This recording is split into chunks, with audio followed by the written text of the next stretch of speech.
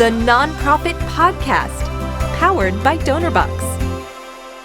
Tell your story visually, show social proof, illustrate impact. I could go on, but I'm sure that, like me and thousands of other nonprofit professionals, you've heard or even said this all before. I cannot count the number of times I've said, let the people who benefit from your fundraising share their stories in their own words to raise awareness, funds, and loyalty.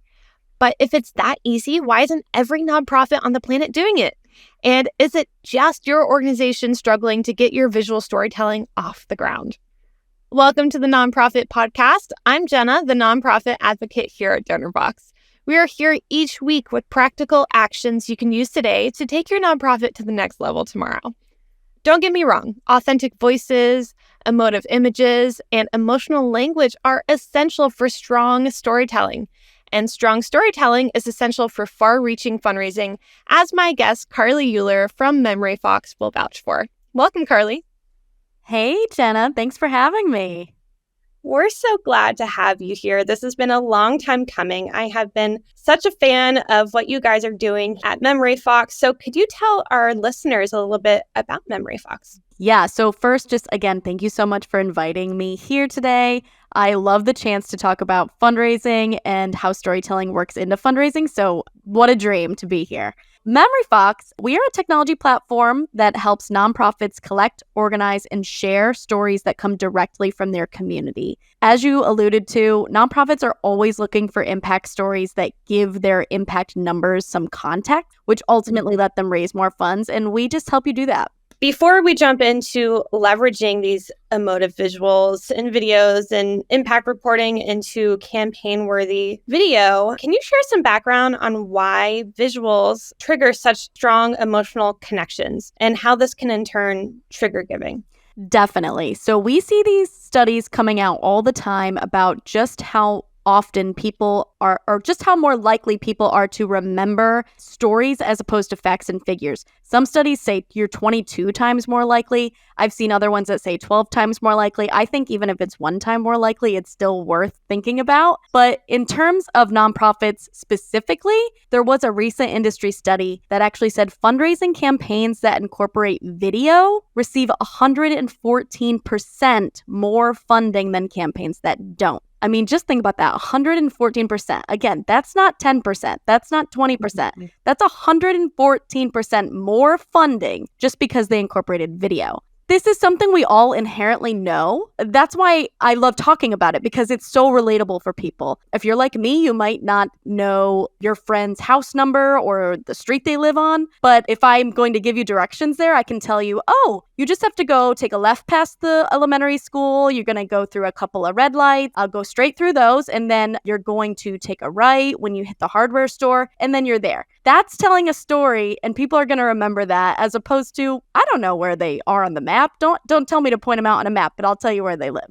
I think so many people can relate to that. Humans are visual creatures, absolutely. So that makes perfect sense. And like you said, 114%, that's major. That is a stat that should not be ignored. I had to ask, why doesn't creating storytelling come easily for some nonprofits? It seems like it can be intimidating for folks. What do you think is the biggest roadblock? Yeah, I mean, you asked the right question, right? So every time we talk to nonprofit professionals about this exact thing, they, like I said, they always say, I need more stories. I know I need them. I know I need them for my annual report, for my newsletters, for my appeals. But when I go out to collect content, it can feel like I'm pulling teeth. Like it can feel like it's literally painful to do. It's so hard to do. There's a lot of roadblocks that people really hit when it comes to the actual collecting of the stories. I think that there are quite a few reasons why that happens, but I would say some of the top ones that come to mind would be you really need someone to take ownership of the task. You need someone that is really on board with storytelling, that's really ready to ask the right questions, that's really there, trained and ready to do it. I think a lot of times people who get tasked with the collecting of the content, it's sort of an afterthought. They're doing a lot of other things, and they maybe reluctantly took on the task, or they just don't have the training to do it properly.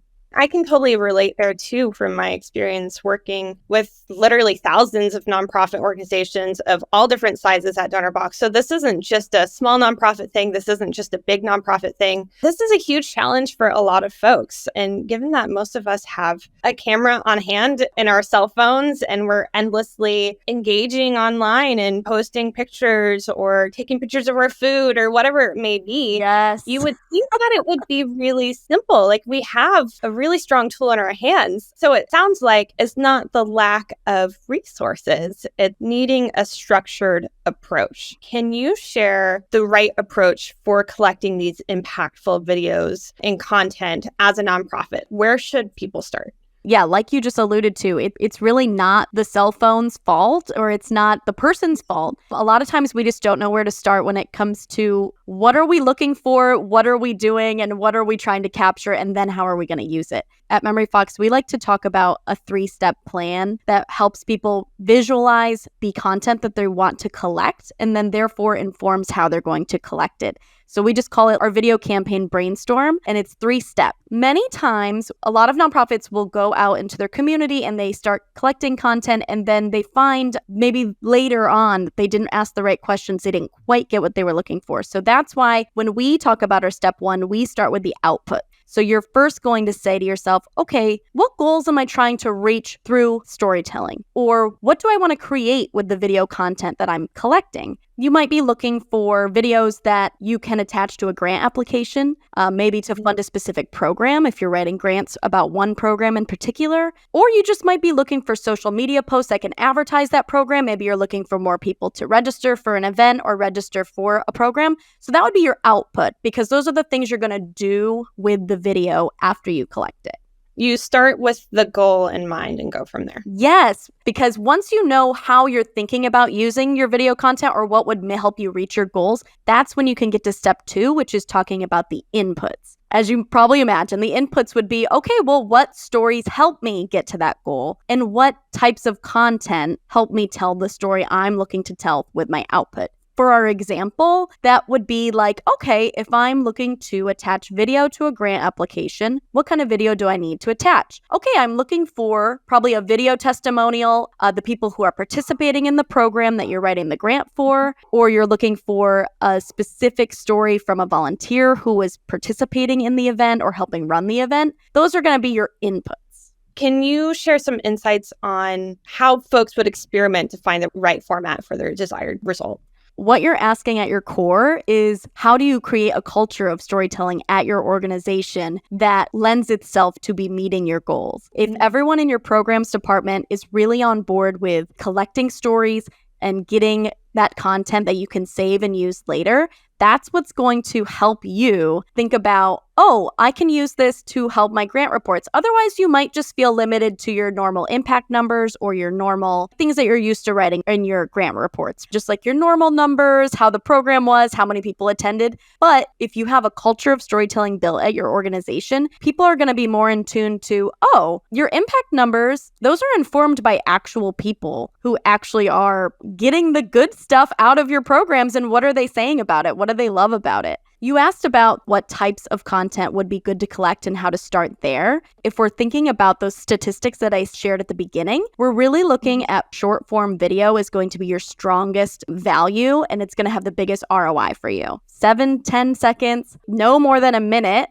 that you're just asking people simple questions that really have targeted responses behind them. You want to try to get an emotional response, happy, sad, hopeful, any of those. And you just want to capture that on video because that's what people are going to be wanting to watch, and that's what's really going to resonate with people. I especially like how you highlighted creating a culture around this, right? So it's not a one-person effort. This is a group effort. And I imagine this is with your staff. This is with your boards. This is with your volunteers. It could be with your beneficiaries.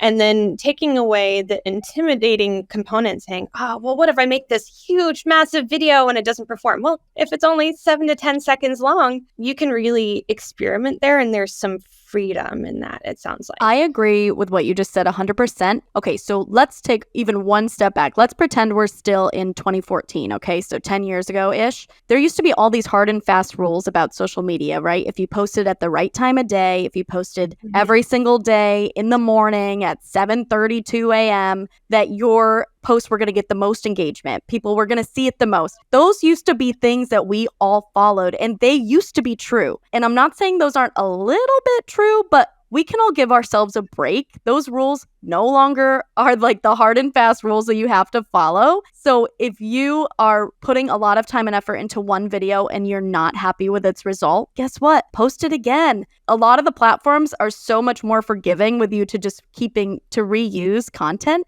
more than ever before. So there's a lot of rules that you can go ahead and just rewrite in your brains, give yourself a break, and please make sure that when you are producing content that the world is going to see that it brings you joy, that it's bringing you something and bringing your brand something. Don't worry so much about all those rules. Those really don't apply anymore. So that's step 2, that's inputs. So we're talking about what stories help reach those goals, what types of content help tell those stories. What's the next step? That seems like that might be the last step, right? Like, okay, these are the type of stories I want to collect. I know that now, so that's what I'm going to do. End of story. However, it's not. We actually have a third step, and we like to call it our calls to action. So you know what kind of videos you're looking to collect. You have an idea of who you're going to ask. You have an idea, maybe even a strategy of when you're going to ask them. But what the heck are you going to ask these people to get the stories that you're looking for?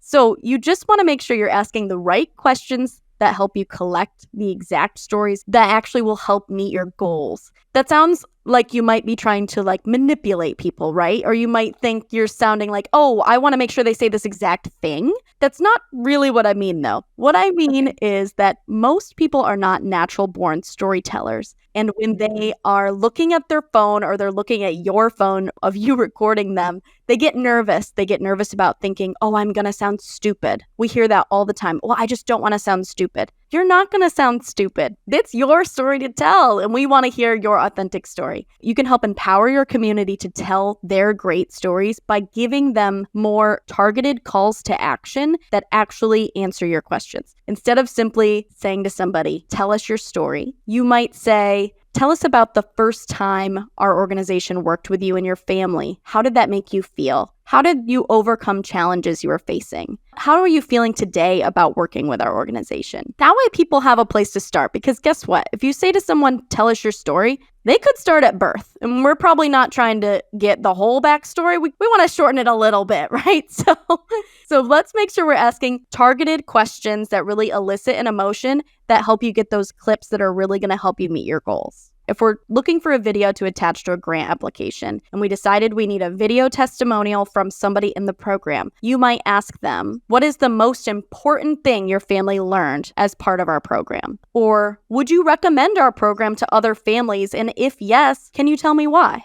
Okay, so you've broken this down into pretty easy steps in my mind. How can MemoryFox help with implementing these steps to make this easier for nonprofits to implement?